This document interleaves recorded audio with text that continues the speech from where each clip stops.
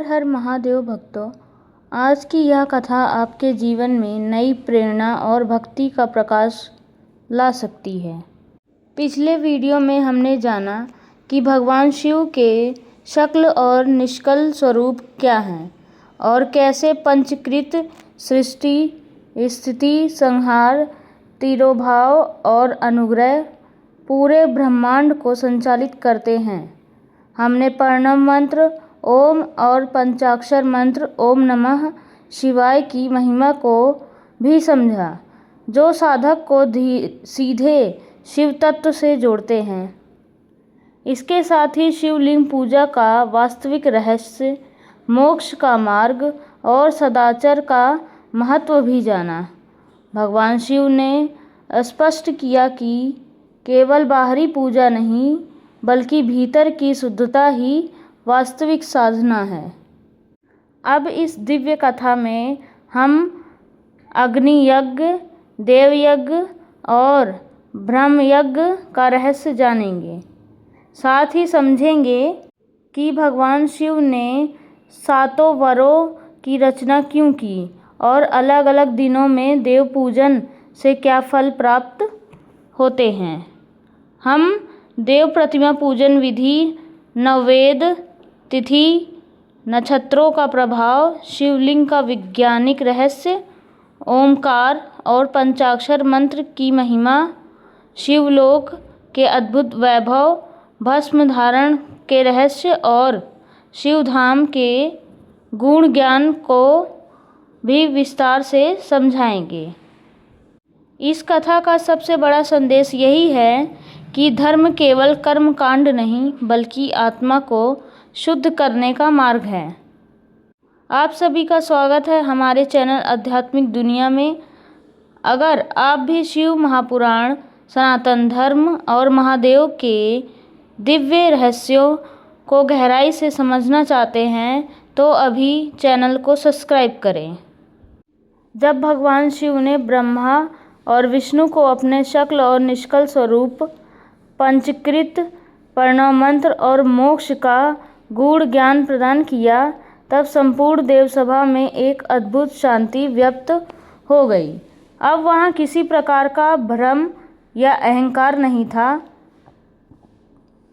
ब्रह्मा और विष्णु दोनों समझ चुके थे कि संपूर्ण सृष्टि का मूल वही अनंत शिव तत्व है। लेकिन उसी समय उनके मन में एक नया प्रश्न उत्पन्न हुआ। उन्होंने भगवान महेश्वर से विनम्रतापूर्वक पूछा, हे देवाधिदेव, यदि संपूर्ण संसार आपके नियमों और चेतना से संचालित होता है, तो मनुष्य किस प्रकार धर्ममय जीवन जीकर आपके समीप पहुंच सकता है? कौन से कर्म ऐसे हैं जो आत्मा को शुद्ध करते हैं और कौन से मार्ग जीव को मोक्ष की ओर ले जाते हैं? यह प्रश्न सुनकर भगवान शिव प्रसन्न हुए, क्योंकि यह प्रश्न केवल ज्ञान के लिए नहीं, बल्कि आत्म कल्याण के लिए पूछा गया था। तब उन्होंने एक अत्यंत गूढ़ रहस्य का वर्णन प्रारंभ किया, यज्ञों का रहस्य। भगवान शिव ने कहा कि सृष्टि केवल भौतिक वस्तुओं से नहीं चलती, बल्कि त्याग, संतुलन और समर्पण की शक्ति से संचालित होती है। इसी त्याग और समर्पण का दिव्य रूप यज्ञ कहलाता है। उन्होंने सबसे पहले अग्नि यज्ञ का वर्णन किया। भगवान शिव ने कहा कि अग्नि केवल जलने वाली शक्ति नहीं, बल्कि शुद्धि का प्रतीक है। जब कोई साधक अग्नि में आहुति देता है, तो वह केवल वस्तुएं नहीं अर्पित करता, बल्कि अपने भीतर के लोभ, क्रोध, अहंकार और मोह को भी अग्नि में समर्पित करता है। अग्नि यज्ञ का वास्तविक अर्थ बाहरी अग्नि नहीं है, बल्कि भीतर की अशुद्धियों को जलाना है। इसके पश्चात भगवान शिव ने देव यज्ञ का रहस्य बताया। उन्होंने कहा कि देवताओं की आराधना केवल वरदान पाने के लिए नहीं होती, बल्कि यह प्राकृतिक और ब्रह्मांडीय शक्तियों के प्रति कृतज्ञता प्रकट करने का माध्यम है। सूर्य, वायु, जल, पृथ्वी और आकाश, ये सभी देव तत्व हैं। जो व्यक्ति इनका सम्मान करता है और संतुलन बनाए रखता है, वही वास्तविक देव यज्ञ है। फिर भगवान शिव ने ब्रह्म यज्ञ का वर्णन किया। उन्होंने कहा कि यज्ञ का आदर करना, वेदों का अध्ययन करना और सत्य को आगे बढ़ाना ही ब्रह्म यज्ञ है।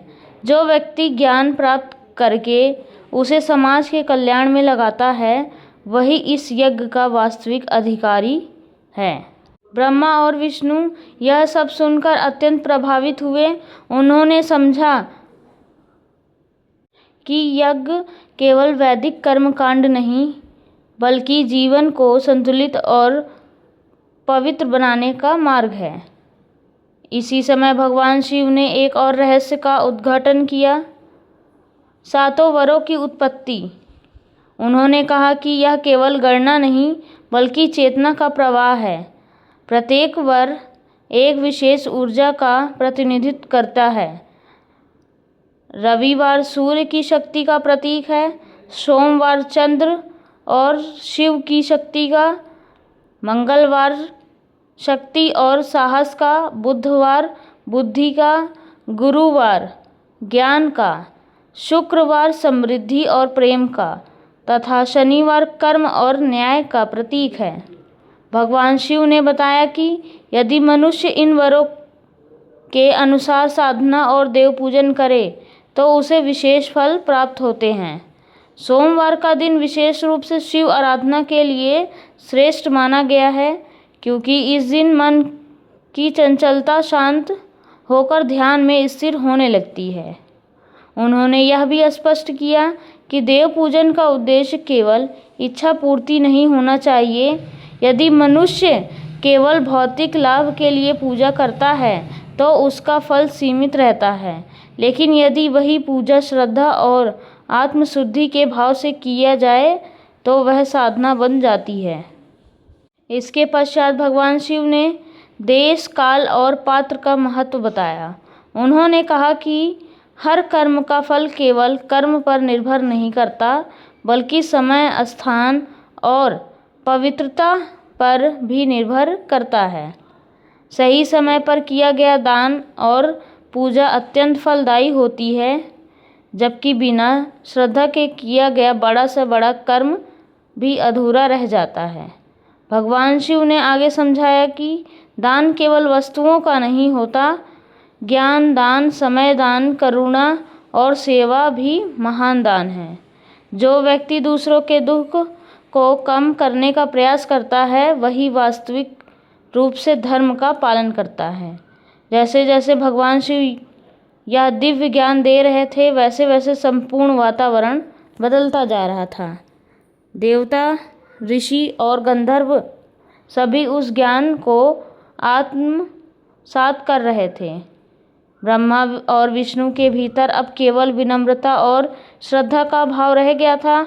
इसी के बीच भगवान शिव ने संकेत दिया कि आगे आने वाला ज्ञान और भी गहरा, जहाँ केवल यज्ञ या पूजा नहीं, बल्कि देव प्रतिमाओं, तिथि, नक्षत्रों, शिवलिंग, विज्ञान और मंत्रों की वास्तविक शक्ति का रहस्य प्रकट होने वाला था। और इसी के साथ इस दिव्य कथा एक नए अध्याय की ओर बढ़ गई, जहाँ धर्म केवल कर्म नहीं, बल्कि विज्ञान और चेतना का संगम बनने वाला था। जब भगवान शिव ने यज्ञों, 7 वरों, दान, देश और काल का दिव्य ज्ञान प्रदान किया, तब ब्रह्मा, विष्णु और समस्त देव सभा पूर्ण श्रद्धा में डूब गई। अब प्रत्येक देवता के मन में एक नई जिज्ञासा उत्पन्न हो चुकी थी। वे समझ चुके थे कि धर्म केवल बाहरी कर्म नहीं, बल्कि एक अत्यंत सूक्ष्म विज्ञान है। लेकिन उनके मन में अभी भी यह प्रश्न था कि यदि साधारण मनुष्य परम सत्य को प्रत्यक्ष रूप में अनुभव नहीं कर सकता, तो वह किस प्रकार पूजा और साधना के माध्यम से उस अनंत चेतना के निकट पहुंच सकता है। तब भगवान महादेव ने अत्यंत गंभीर स्वर में कहा, हे देवगण, मनुष्य की चेतना सीमित है, वह निराकार सत्य को तुरंत ग्रहण नहीं कर सकता। इसलिए प्राचीन ऋषियों ने देव प्रतिमाओं, मंत्रों और प्रतीकों की रचना की, ताकि मनुष्य धीरे धीरे स्थूल से सूक्ष्म और सूक्ष्म से परम सत्य की ओर यात्रा कर सके। यह सुनकर ब्रह्मा ने पूछा, हे महेश्वर, क्या देव प्रतिमाएं वास्तव में देवताओं का स्वरूप होती हैं? भगवान शिव मुस्कुराए और बोले, प्रतिमा पत्थर, धातु या मृत्तिका से बनी हो सकती है, लेकिन जब उसमें श्रद्धा, मंत्र और भाव का संचार होता है, तब वही प्रतिमा चेतना का केंद्र बन जाती है। देवता प्रतिमा में बंद नहीं होते, बल्कि साधक की भक्ति उस प्रतिमा को दिव्य माध्यम बना देती है। इसके बाद भगवान शिव ने देव प्रतिमा पूजन की विधि का वर्णन आरंभ किया। उन्होंने बताया कि पूजा केवल हाथों से की जाने वाले कर्मों का नाम नहीं, बल्कि मन, वचन और कर्म की एकाग्रता का नाम है। यदि कोई व्यक्ति बाहरी रूप से सुंदर पूजा करे, लेकिन उसका मन अशुद्ध है, तो पूजा अधूरी रह जाती है।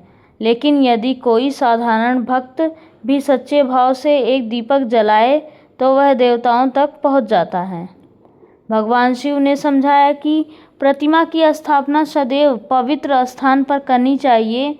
मंदिर, घर का शांत भाग या कोई ऐसा स्थान जहां नकारात्मकता कम हो, वहां देव चेतना अधिक स्थिर रहती है।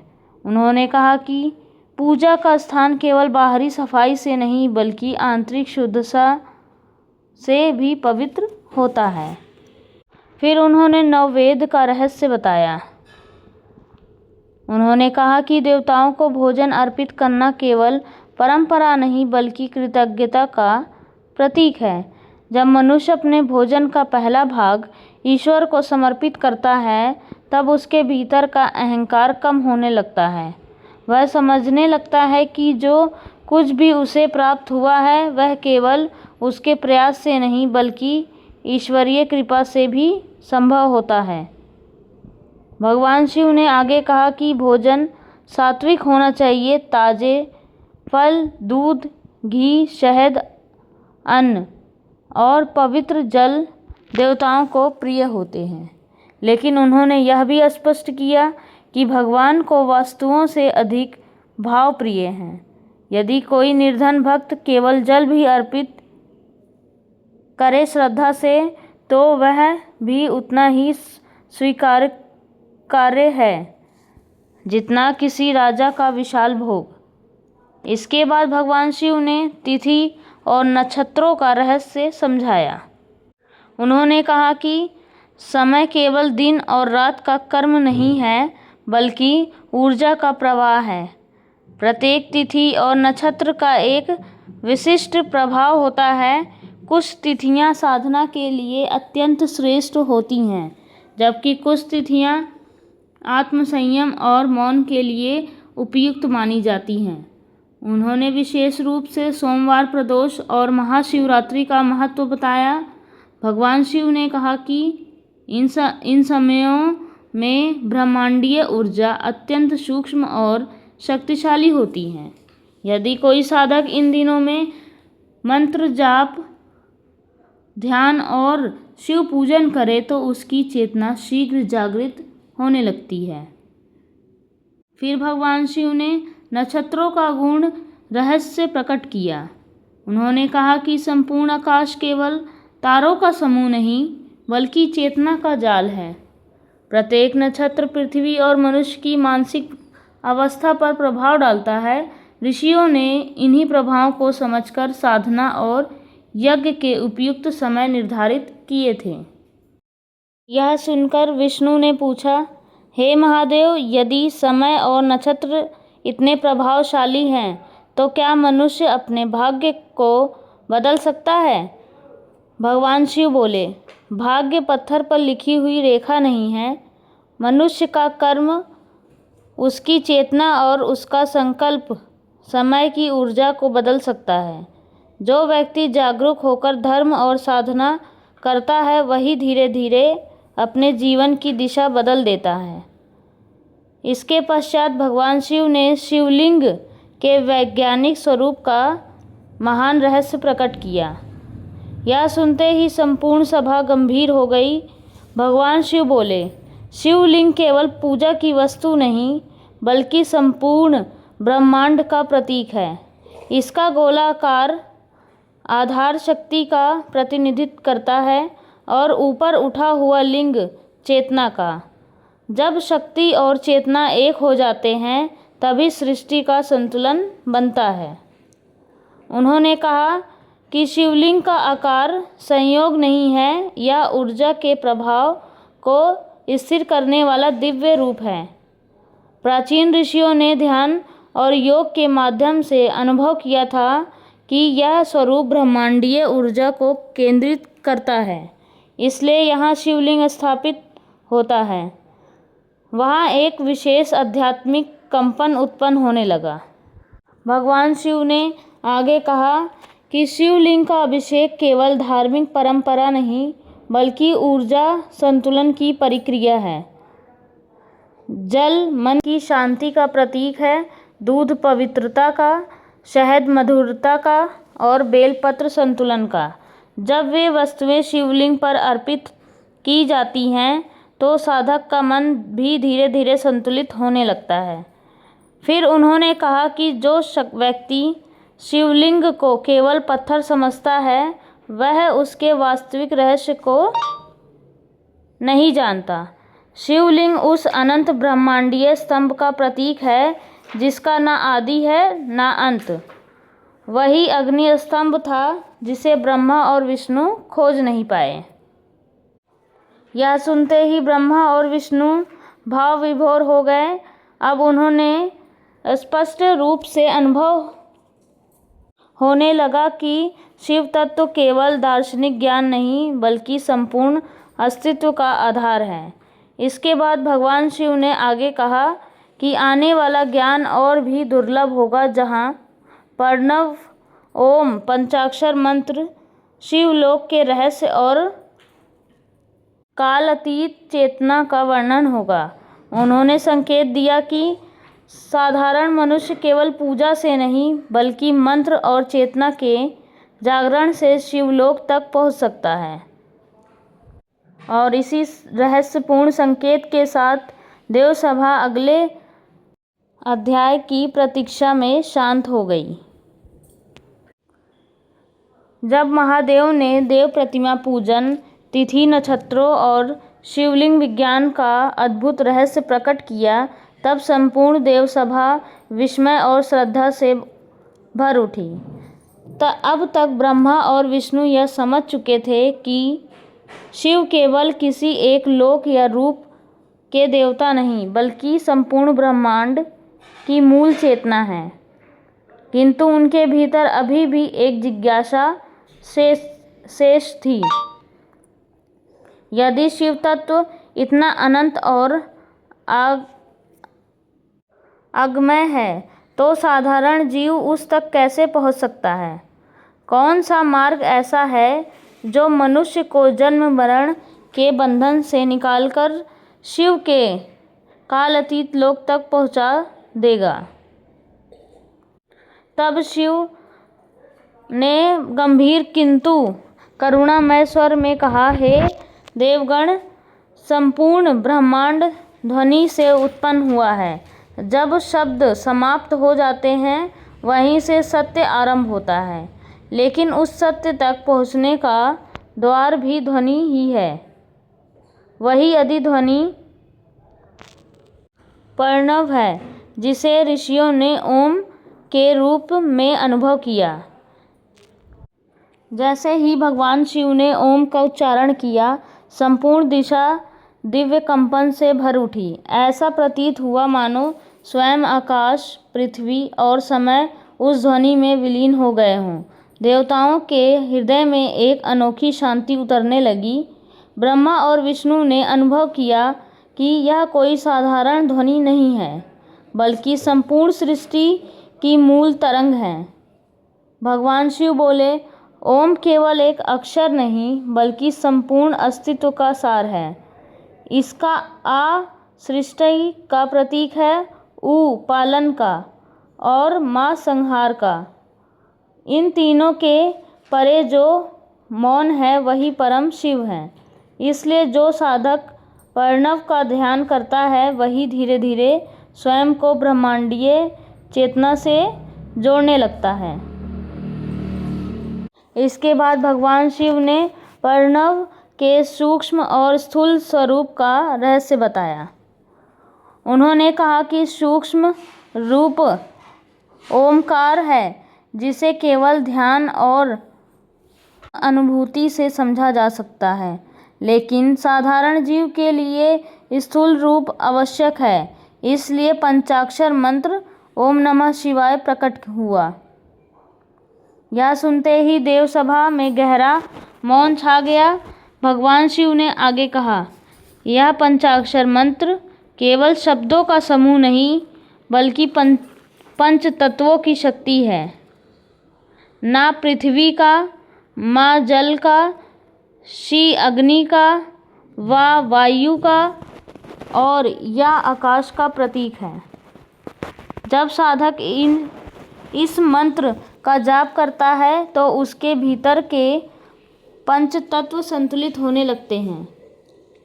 भगवान विष्णु ने पूछा, हे महादेव, क्या केवल मंत्र जपने से मोक्ष प्राप्त हो सकता है? भगवान शिव ने मुस्कुराकर बोला, यदि मंत्र केवल शब्द बनकर रह जाए तो नहीं, लेकिन जब मंत्र श्वास बन जाए, चेतना बन जाए, तब वही साधक को शिव तक पहुंचा देता है। फिर भगवान शिव ने मंत्र जप की विधि बताई। उन्होंने कहा कि मंत्र को केवल तेज आवाज़ में बोलना पर्याप्त नहीं। पहले वाचिक जप होता है, फिर उपांशु जप और अंत में मानसिक जप। जब मंत्र के भीतर स्वयं चलने लगे तब साधक की चेतना बदलने लग जाती है। भगवान शिव ने कहा कि जो साधक नियम, श्रद्धा और पवित्र जीवन के साथ पंचाक्षर मंत्र का जाप करता है, उसके भीतर का भय, क्रोध, मोह और अज्ञान धीरे धीरे समाप्त होने लगता है। उसका मन शांत होने लगता है और वह संसार के आकर्षणों से ऊपर उठने लगता है। इसके पश्चात भगवान शिव ने कार्य ब्रह्म से लेकर कारण रुद्र तक के लोकों का वर्णन किया। उन्होंने कहा कि यह संपूर्ण ब्रह्मांड अनेक लोकों में विभाजित है। कुछ लोग कर्म के आधार पर प्राप्त होते हैं, कुछ ज्ञान के आधार पर, लेकिन शिवलोक इन सब से परे है। यह सुनकर देवताओं की उत्सुकता और बढ़ गई। ब्रह्मा ने विनम्रता पूर्वक पूछा, हे देवादिदेव, शिवलोक कैसा है? भगवान शिव ने अपनी आंखें बंद की और जैसे ही उन्होंने शिवलोक का वर्णन प्रारंभ किया, संपूर्ण वातावरण अलौकिक हो उठा। उन्होंने कहा, शिवलोक काल से परे है। वहाँ न जन्म है न मृत्यु, वहाँ न दिन है न रात, वहाँ केवल अनंत चेतना का प्रभाव है। वह लोक पंचवर्णों से सुरक्षित है, जहाँ केवल वे आत्माएं प्रवेश कर सकती हैं जो पूर्णतः शुद्ध हो चुकी हो। भगवान शिव ने बताया कि शिवलोक में कोई दुख, भय या मोक्ष नहीं है। वहाँ की प्रत्येक ध्वनि मंत्रमय है, प्रत्येक प्रकाश चेतनामय है। वहाँ के गण और भक्त निरंतर आनंद में स्थिर रहते हैं। वहाँ समय स्थिर है, लेकिन चेतना अनंत गति में प्रवाहित होती है। उन्होंने कहा कि शिवलोक का वैभव शब्दों में वर्णित नहीं किया जा सकता। वहाँ के महल रत्नों से नहीं बल्कि दिव्य प्रकाश से बने हैं। वहाँ की नदियाँ जल से नहीं बल्कि चेतना से प्रवाहित होती हैं। वहाँ के वृक्ष इच्छाएं पूरी नहीं करते बल्कि इच्छाओं को समाप्त कर देते हैं। यह सुनते ही देवताओं की आंखों से आंसू बहने लगे। उन्होंने ऐसा लोक पहले कभी नहीं सुना था। भगवान शिव ने आगे कहा, लेकिन शिवलोक केवल मृत्यु के बाद प्राप्त होने वाला स्थान नहीं है। जो साधक अपने भीतर शांति, समर्पण और शिव भाव को जागृत कर लेता है, वह जीवित रहते हुए भी शिवलोक का अनुभव कर सकता है। इसके बाद उन्होंने शिव भक्तों के सत्कार का महत्व बताया। उन्होंने कहा कि जो व्यक्ति शिव भक्तों का सम्मान करता है, वह सीधे शिव कृपा का पात्र बनता है, क्योंकि भक्त केवल व्यक्ति नहीं होता, वह शिव चेतना का माध्यम होता है। फिर भगवान शिव ने बंधन और मोक्ष का रहस्य समझाया। उन्होंने कहा, बंधन बाहर नहीं, भीतर है। इच्छाएं, अहंकार, भय और मोह ही जीव को बांधते हैं। जो मनुष्य इनसे ऊपर उठ जाता है, तभी वास्तविक मोक्ष प्राप्त होता है। उन्होंने स्पष्ट किया कि मोक्ष संसार छोड़ने से नहीं मिलता, बल्कि संसार के बीच रहते हुए भी भीतर से मुक्त होने से मिलता है। इसके पश्चात भगवान शिव ने ब्रह्म का रहस्य बताया। उन्होंने कहा कि संसार का सबसे बड़ा भ्रम यही है कि मनुष्य स्वयं को केवल शरीर समझता है। जब तक यह भ्रम बना रहता है, तब तक जन्म और मृत्यु का चक्र चलता रहता है। फिर उन्होंने भस्म धारण का रहस्य प्रकट किया। भगवान शिव बोले, भस्म यह स्मरण कराती है कि शरीर नश्वर है। जो आज सुंदर और शक्तिशाली प्रतीत होता है, वह एक दिन राख बन जाएगा। इसलिए अहंकार व्यर्थ है। उन्होंने कहा, जो साधक भस्म धारण करते हुए मृत्यु और नश्वरता का स्मरण करता है, वह धीरे धीरे संसार के मोह से मुक्त होने लगता है। इसके बाद भगवान शिव ने शिव और गुरु शब्द की व्युत्पत्ति समझाई। उन्होंने कहा कि शिव का अर्थ है कल्याण और गुरु वह है जो अज्ञान के अंधकार को दूर करते हैं। भगवान शिव ने चेतावनी देते हुए कहा कि बिना गुरु के ज्ञान अधूरा रह जाता है। गुरु केवल शिक्षा देने वाला नहीं, बल्कि चेतना को जागृत करने वाला होता है। अंत में भगवान शिव ने विधन शक्ति और शिव धाम का निरूपण किया। उन्होंने कहा कि शिव धाम किसी संप्रदाय का नाम नहीं, बल्कि सत्य, करुणा, संयम और जागृति का मार्ग है। जैसे जैसे भगवान शिव यह दिव्य ज्ञान दे रहे थे, वैसे वैसे संपूर्ण ब्रह्मांड में एक अद्भुत कंपन फैलता जा रहा था। ऐसा लग रहा था मानो स्वयं समय भी उस ज्ञान को सुनने के लिए रुक गया हो।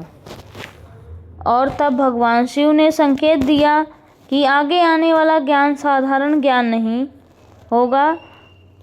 अब कथा उस दिशा में आगे बढ़ने वाली थी जहाँ साधना केवल पूजा नहीं रहेगी, बल्कि आत्मा और परमात्मा के अंतिम मिलन का रहस्य प्रकट होगा।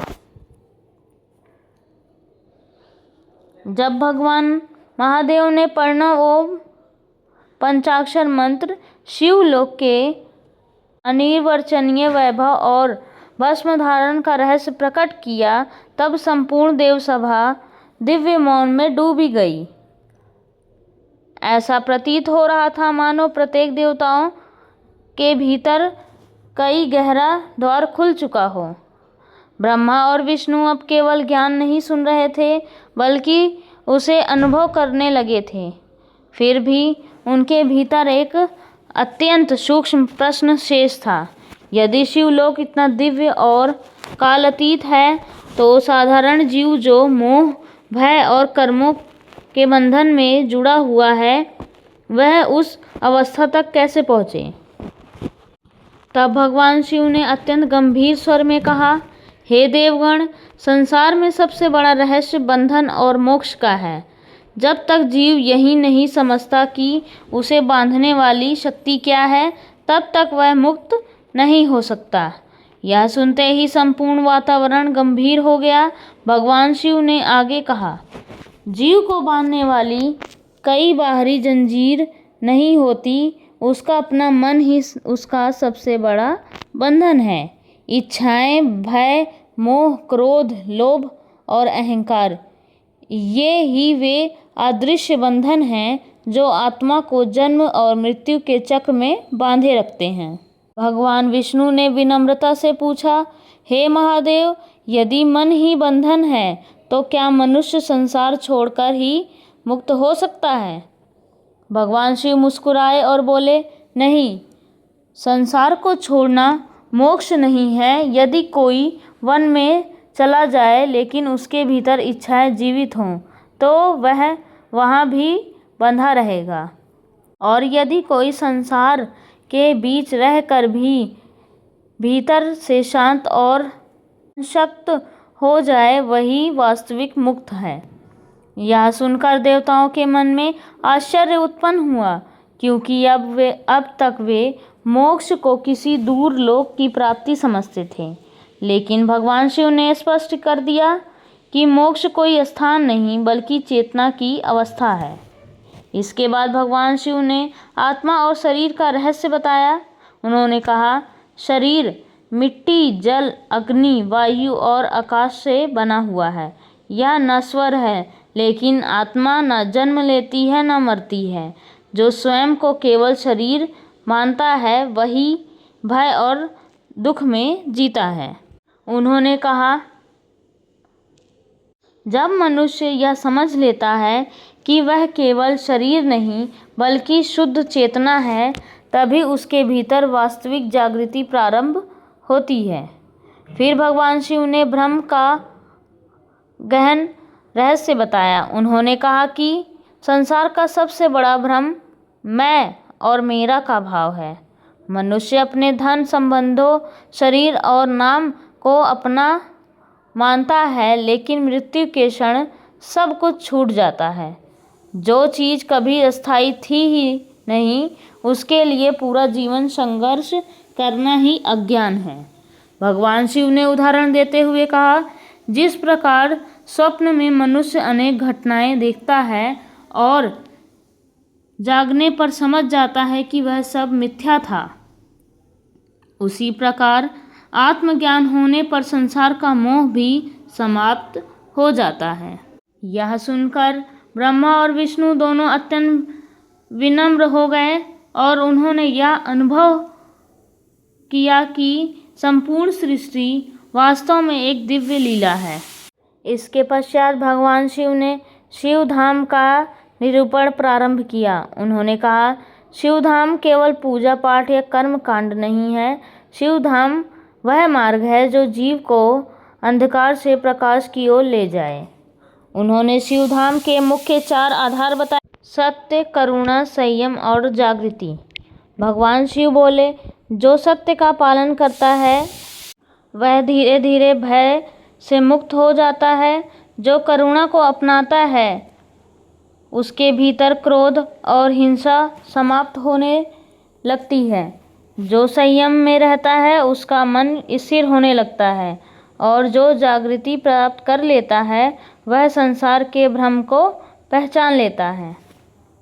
इसके बाद भगवान शिव ने गुरु के महत्व को गूढ़ रहस्य बताया। उन्होंने कहा, गुरु केवल शिक्षा देने वाला नहीं, गुरु वह दीपक है जो अज्ञान के अहंकार को समाप्त कर देता है। उन्होंने समझाया कि बिना गुरु के साधक कई बार अपने ही अहंकार में भटक जाता है, क्योंकि ज्ञान केवल पुस्तकों से नहीं मिलता, अनुभव से मिलता है, और अनुभव का मार्ग गुरु दिखाता है। भगवान शिव ने यह भी कहा कि सच्चा गुरु वही है जो शिष्य को अपने प्रति नहीं बल्कि सत्य के प्रति समर्पित करे। इसके पश्चात भगवान शिव ने विघ्नों और उनके शमन का रहस्य समझाया। उन्होंने कहा कि जीवन में आने वाले विघ्न केवल दंड नहीं होते, कई बार वे आत्मा को जागृत करने के लिए होते हैं। दुख मनुष्य के भीतर झांकने पर मजबूर करता है। यदि जीवन में केवल सुख ही हो तो मनुष्य कभी सत्य की खोज नहीं करेगा। उन्होंने कहा कि मंत्र जप, ध्यान, सेवा, संयम और शिव स्मरण विघ्नों को शांत करने का सबसे शक्तिशाली उपाय है। फिर भगवान शिव ने भस्म धारण के रहस्य को और गहराई से समझाया। उन्होंने अपने शरीर पर लगी भस्म की ओर संकेत करते हुए कहा, यह भस्म मृत्यु का प्रतीक है। ऐसा मत समझना, बल्कि अहंकार के अंत का प्रतीक है। उन्होंने कहा कि जब साधक भस्म को धारण करता है तो उसे स्मरण होता है कि शरीर नश्वर है और समय सब कुछ समाप्त कर देता है। तब उसका मोह धीरे धीरे कम होने लगता है। इसके बाद भगवान शिव ने कहा, जो व्यक्ति मृत्यु का स्मरण करता है वही जीवन को सही अर्थ से समझ पाता है।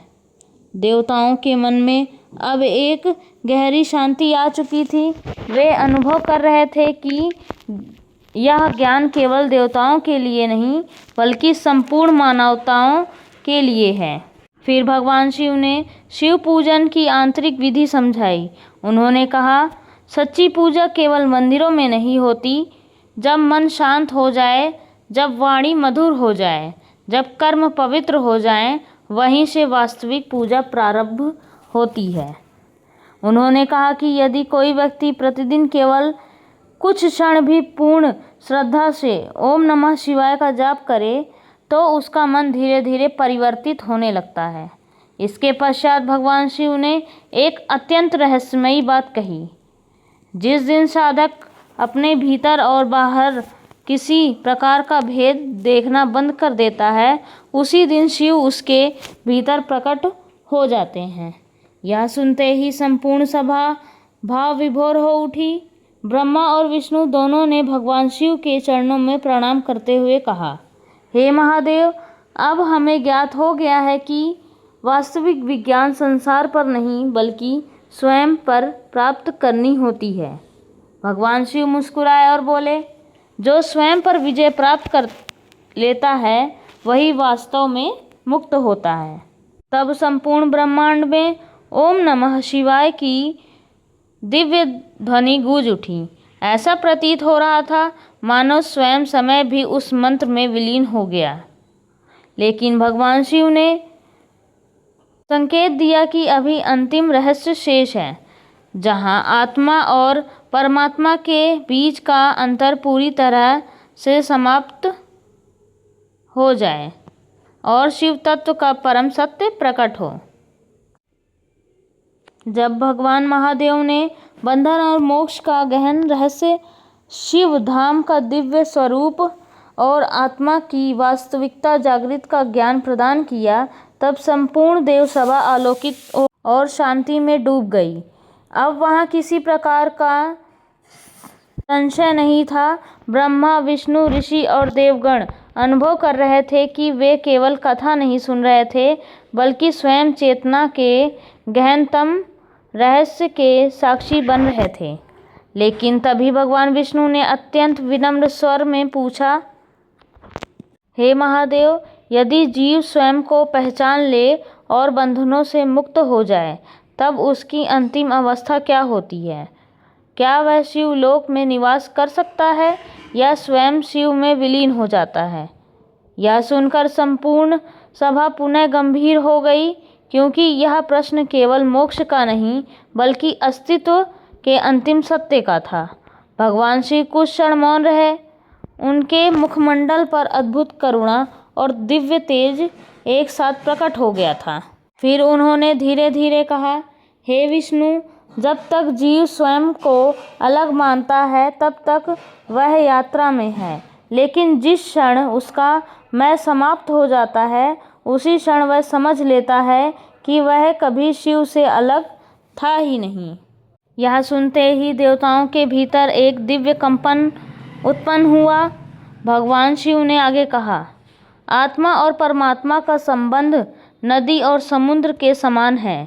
जब तक नदी स्वयं को अलग मानती है तब तक उसका प्रवाह चलता रहता है, लेकिन समुद्र में मिलते ही उसकी अलग पहचान समाप्त हो जाती है, तब वह केवल समुद्र बन जाती है। इसके बाद भगवान शिव ने अंतिम साधना का रहस्य प्रकट किया।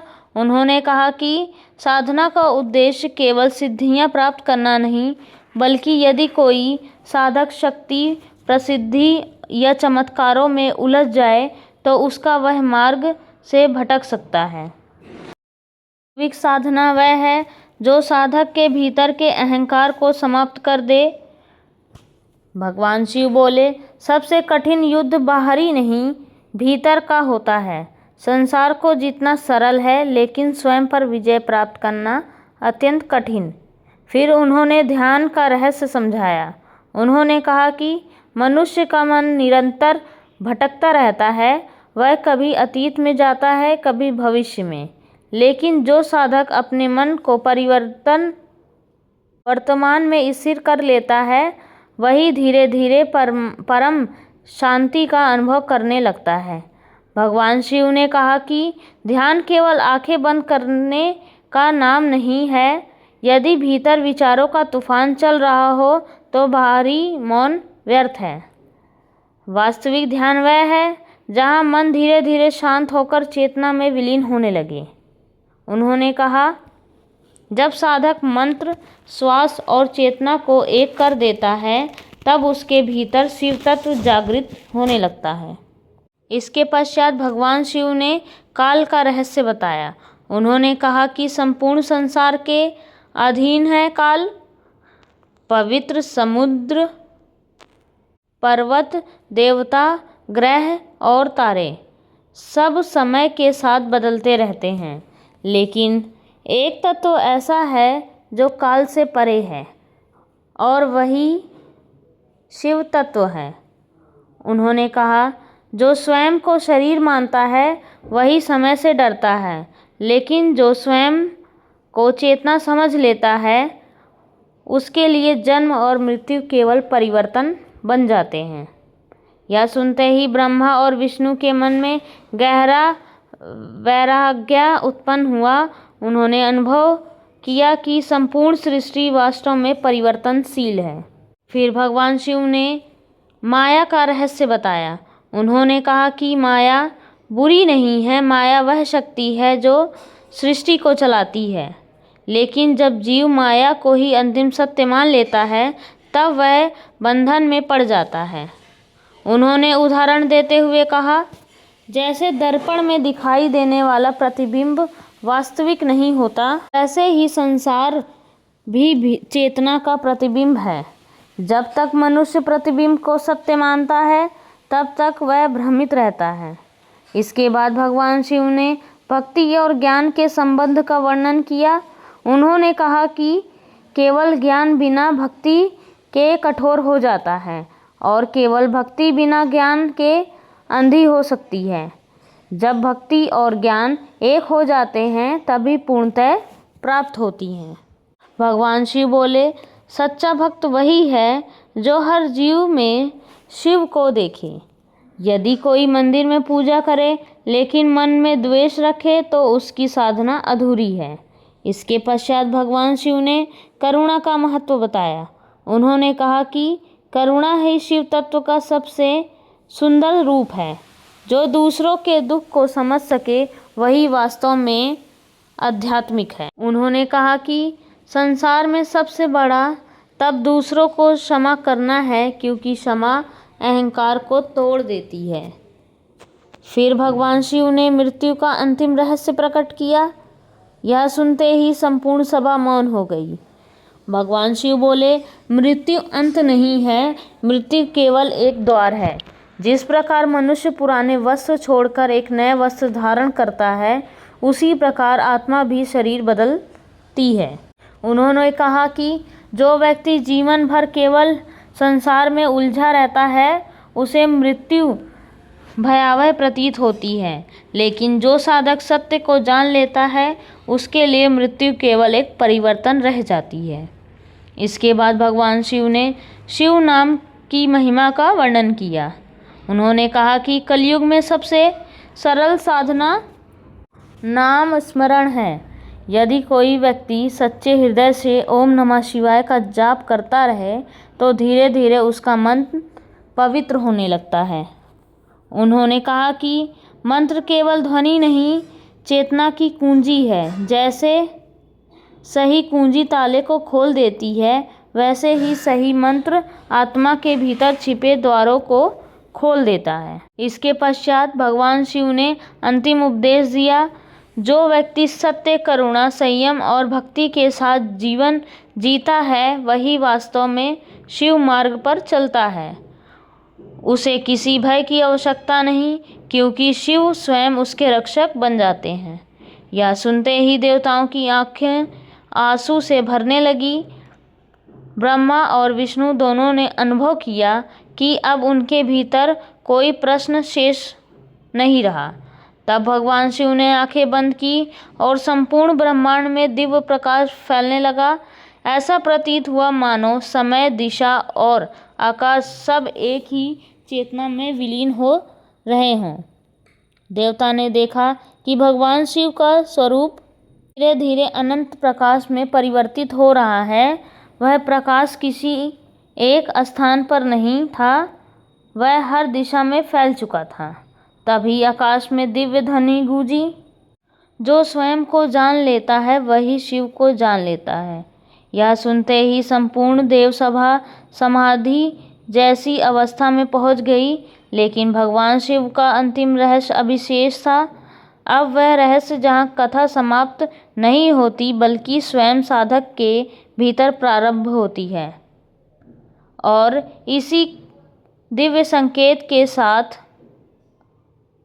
आगे की ओर बढ़ गई। अब देवताओं, ऋषियों और स्वयं ब्रह्मा विष्णु के भीतर कोई जिज्ञासा शेष नहीं थी। वे अनुभव कर रहे थे कि जो कुछ अब तक जाना वह केवल शब्द नहीं था, वह चेतना का प्रत्यक्ष अनुभव था। कैलाश का वातावरण अद्भुत हो चुका था। हिमालय की श्वेत चोटियाँ दिव्य प्रकाश से चमक रही थीं। आकाश में एक अलौकिक नीलिमा फैल गई। मंद मंद बहती वायु में ओम नमः शिवाय की सूक्ष्म ध्वनि स्वयं गूंज रही थी। ऐसा प्रतीत हो रहा था मानो संपूर्ण प्रकृति भी भगवान शिव के अंतिम उपदेश को सुनने के लिए स्थिर हो गई हो। ब्रह्मा और विष्णु दोनों भगवान महादेव के चरणों में बैठ गए। उनके मुख पर विनम्रता, भक्ति और वैराग्य का अनुभव संगम दिखाई दे रहा था। वे अब समझ चुके थे कि समस्त सृष्टि का मूल केवल शक्ति या ज्ञान नहीं, बल्कि वह चेतना है जो सबके भीतर समान रूप से विद्यमान है। कुछ क्षणों तक भगवान शिव मौन रहे। फिर उन्होंने अपनी त्रिनेत्रों से संपूर्ण देवसभा की ओर देखा और बोले, हे देवगण, अब मैं तुम्हें वह अंतिम सत्य बताने जा रहा हूँ जिसे जान लेने के बाद जानने योग्य कुछ शेष नहीं रहता। यह सुनते ही संपूर्ण सभा पूर्ण ध्यान में डूब गई। भगवान शिव बोले, जीव तब तक स्वयं को शरीर, मन और नाम से जोड़ कर देखता है, तब तक वह संसार के बंधनों में रहता है। लेकिन जिस क्षण वह अपने वास्तविक स्वरूप को पहचान लेता है, उसी क्षण उसका अज्ञान समाप्त हो जाता है। ने आगे कहा, मनुष्य स्वयं को सीमित समझता है, इसलिए वह भयभीत रहता है। उसे मृत्यु का भय होता है, हानि का भय होता है, अपमान का भय होता है। लेकिन जो यह जान लेता है कि आत्मा कभी नष्ट नहीं होती, उसके सारे भय समाप्त हो जाते हैं। इसके बाद भगवान शिव ने चेतना का गहन रहस्य समझाया। उन्होंने कहा कि संपूर्ण ब्रह्मांड एक ही चेतना की विभिन्न अभिव्यक्तियां हैं। जैसे समुद्र में उठने वाली लहरें अलग दिखाई देती हैं, लेकिन वास्तव में समुद्र से अलग नहीं होती, वैसे ही सभी जीव उसी परम चेतना के अंश हैं। उन्होंने कहा, अहंकार वह दीवार है जो जीव और शिव के बीच भेद उत्पन्न करती है। जब यह दीवार टूट जाती है, तब साधक अनुभव करता है कि वह कभी शिव से अलग था ही नहीं। यह सुनते ही ब्रह्मा की आंखों से आंसू बहने लगे। उन्होंने कहा, हे महादेव, अब हमें ज्ञात हो गया है कि सृष्टि का सबसे बड़ा भ्रम अलगाव है। भगवान शिव मुस्कुराए और बोले, यही माया का खेल है। जीव स्वयं को सीमित मानता है और उसी सीमितता में दुख अनुभव होता है। इसके बाद भगवान शिव ने कर्म का अंतिम रहस्य बताया। उन्होंने कहा कि कर्म केवल बाहरी कार्य नहीं है, विचार भी कर्म है, भाव भी कर्म है और इच्छाएं भी कर्म हैं। जो जैसा सोचता है वैसा ही धीरे धीरे बन जाता है। उन्होंने कहा कि यदि मनुष्य अपने विचारों को पवित्र कर लेता है तो उसका जीवन भी पवित्र हो जाता है, क्योंकि बाहरी संसार भीतर की चेतना का प्रतिबिंब है। फिर भगवान शिव ने मौन की महिमा समझाई। उन्होंने कहा, जब तक मनुष्य केवल बोलता रहता है तब तक वह स्वयं को नहीं सुन पाता, लेकिन जब भीतर मौन उतरता है तब आत्मा की आवाज़ सुनाई देने लगती है। उन्होंने कहा कि वास्तविक ज्ञान शब्दों से परे है। शब्द केवल दिशा दिखाता है, लेकिन सत्य का अनुभव स्वयं करना पड़ता है। इसके बाद भगवान शिव ने ध्यान की सर्वोच्च अवस्था का वर्णन किया। उन्होंने कहा कि जब साधक ध्यान में इतना गहरा उतर जाता है कि ध्यान करने वाला भी समाप्त हो जाए, तब केवल चेतना शेष रहती है। वही समाधि है, वही शिव अवस्था है। देवता ने यह सुनकर अनुभव किया कि भगवान शिव केवल उपदेश नहीं दे रहे, बल्कि स्वयं उस सत्य के साक्षात स्वरूप हैं। फिर भगवान शिव ने प्रेम का रहस्य समझाया। उन्होंने कहा, जहाँ प्रेम है वहाँ शिव है, लेकिन प्रेम का अर्थ आसक्ति नहीं है। वास्तविक प्रेम वह है जिसमें स्वार्थ न हो।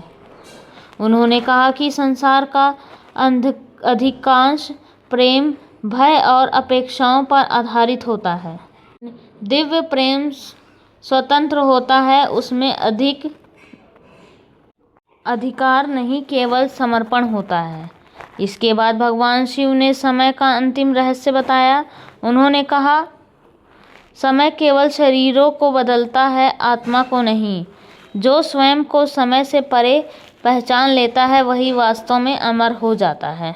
फिर उन्होंने मृत्यु का रहस्य पुनः समझाया। उन्होंने कहा कि मृत्यु केवल परिवर्तन है।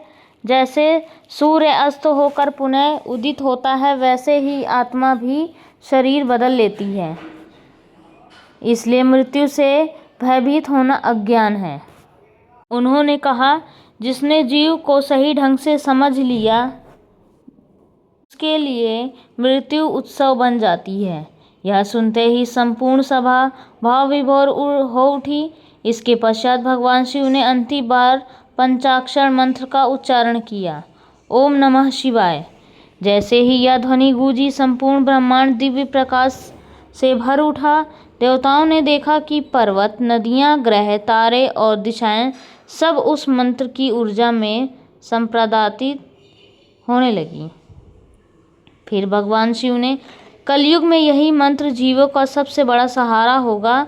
जब धर्म कमजोर होगा, जब मनुष्य भ्रम और भय में डूब जाएगा, तब यही मंत्र उसके भीतर से जागृत करेगा। उन्होंने कहा कि जो व्यक्ति श्रद्धा से शिव नाम का स्मरण करता है, वही धीरे धीरे अपने भीतर के अहंकार को समाप्त कर लेता है।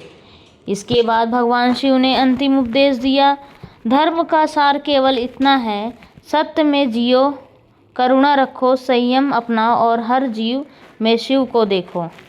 यह सुनते ही ब्रह्मा और विष्णु दोनों पूर्णतः नतमस्तक हो गए। अब उनके भीतर कोई अहंकार नहीं था, केवल भक्ति और शांति थी। तभी भगवान शिव का स्वरूप धीरे धीरे दिव्य प्रकाश में बदलने लगा। उनकी जटाओं से निकलती गंगा प्रकाश की धारा बन गई। उनके त्रिशूल से अनंत ऊर्जा फैलने लगी। उनका डमरू स्वयं ब्रह्मांड की धड़कन जैसा प्रतीत हो रहा था। फिर अचानक संपूर्ण आकाश में एक विराट ज्योति प्रकट हुई। वह ज्योति इतनी विशाल थी कि उसमें संपूर्ण ब्रह्मांड समाता हुआ दिखाई दे रहा था।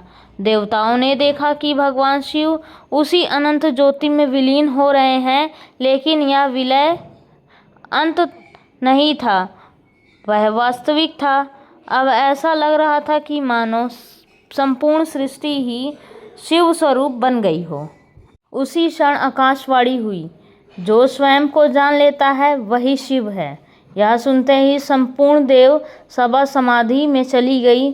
समय रुक गया, दिशाएं शांत हो गई और केवल एक ही सत्य शेष रह गया।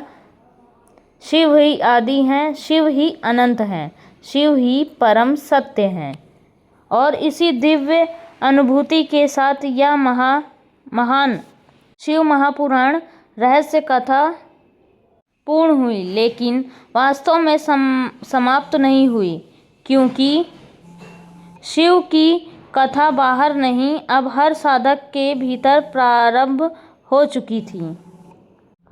मृत्यु जीवन केवल खाने कमाने और एक दिन मिट जाने के लिए नहीं मिलता। यह जीवन आत्मा को पहचानने, सत्य को समझने और भीतर छुपे शिव तत्व को जागृत करने का अवसर है। शिव महापुराण की यह दिव्य कथा हमें बार बार यह सिखाती है कि अहंकार चाहे ब्रह्मा जैसे क्यों ना हो, समय उसे झुका देता है। शक्ति चाहे विष्णु जैसी क्यों ना हो, परम सत्य के आगे उसे भी नतमस्तक होना पड़ता है। और जो स्वयं को सबसे बड़ा समझता है वही सबसे बड़े भ्रम में जीता है। भगवान शिव का संदेश स्पष्ट है। धन, सौंदर्य, शक्ति और प्रसिद्धि सब यही रह जाने वाले हैं। जिस शरीर पर मनुष्य इतना घमंड करता है वही एक दिन भस्म बन जाता है। इसलिए जीवन का वास्तविक उद्देश्य केवल संसार इकट्ठा करना नहीं, बल्कि स्वयं को पहचानना है। ओम नमः शिवाय केवल एक मंत्र नहीं, बल्कि चेतना को जगाने वाली शक्ति है। जब मनुष्य इन मंत्रों को ध्यान से जपता है, तब धीरे धीरे उसके भीतर का भय समाप्त होने लगता है, क्रोध शांत होने लगता है, मोह टूटने लगता है और आत्मा सत्य की ओर बढ़ने लगती है। शिव हमें सिखाते हैं कि सच्चा धर्म दिखावे में नहीं, बल्कि व्यवहार में होता है। यदि मन में करुणा नहीं है, वाणी में सत्य नहीं है और कर्मों में पवित्रता नहीं है, तो पूजा अधूरी है। याद रखिए, समय किसी का इंतजार नहीं करता, मृत्यु कभी कर नहीं आती। इसलिए जब तक श्वास चल रही है, तब तक शिव नाम से अपने जीवन को पवित्र बनाएं। जो व्यक्ति हर जीव में शिव को देखने लगता है, वही वास्तव में भक्त बनता है। जो स्वयं के भीतर के अंधकार को जीत लेता है, वही वास्तव में विजेता कहलाता है। अंत में केवल एक ही सत्य शेष रहता है, ना धन साथ जाएगा, ना अहंकार, ना प्रसिद्धि साथ जाएगा, तो केवल कर्म, भक्ति और शिव नाम।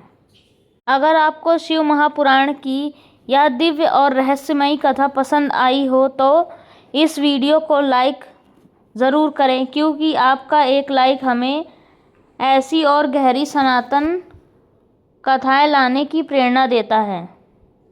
कमेंट में ओम नमः शिवाय अवश्य लिखें, ताकि महादेव की कृपा आप और आपके परिवार पर बनी रहे। आपका एक कमेंट इस दिव्य ज्ञान को और आगे तक पहुंचाने में मदद करता है। इस कथा को अपने दोस्तों, परिवार और हर उस व्यक्ति के साथ शेयर करें जो शिव भक्ति और सनातन धर्म से जुड़ना चाहता हो, क्योंकि हो सकता है यह कथा किसी के जीवन में आध्यात्मिक जागृति का कारण बन जाए। और अगर आप ऐसे ही शिव महापुराण, महादेव के रहस्य, प्राचीन सनातन कथाएं और आत्मा को जागृत करने वाला ज्ञान सुनना चाहते हैं, तो हमारे चैनल आध्यात्मिक दुनिया को अभी सब्सक्राइब करें और बेल आइकन दबाएं, ताकि हर नई दिव्य कथा आप तक सबसे पहले पहुंचे। आप सभी का हमारे आध्यात्मिक दुनिया चैनल में स्वागत है। हर हर महादेव।